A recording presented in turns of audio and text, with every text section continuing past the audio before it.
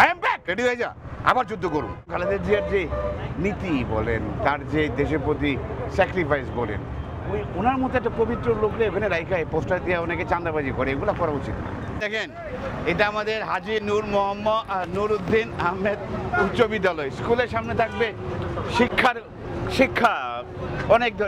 অনেক জিনিসপত্র। আপনি এখানে দেখেন, এই যে তাকায় দেখেন, এটা কি ভাই বলেন তো, মানে এগুলো কি প্রমাণ করে বলেন? এটা তো পরিবর্তন না। আগে যেমন স্বৈরাচারী সরকারের সময় আপনার পোস্টার ছিল, আগে ছিল মনে করেন 10টা, এখন হয়ে গেছে আপনার মনে করেন যে তার 10 গুণ।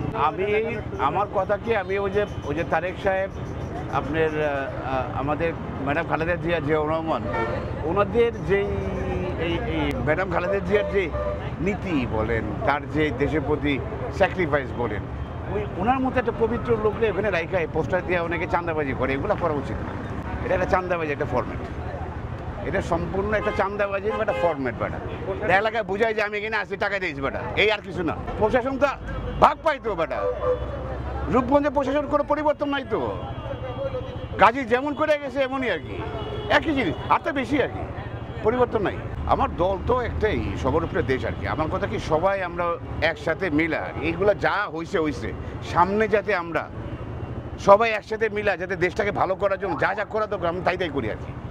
এইটাই মেইন জিনিস আর কি, সবাইকে এক হতে হবে আর কি। এখন আমার ভূমিকা একটাই, মানে দেশ মনে হয় যদি আপনার সবাই যদি একসাথে হলো, আর না হলে আরেকবার যুদ্ধ করতে হবে, রেডি হয়ে যা, আবার যুদ্ধ করুন, দরকার লাগলে আরেকবার যুদ্ধ করে দেশটাকে পার্মানেন্টলি ঠিক করুন। I am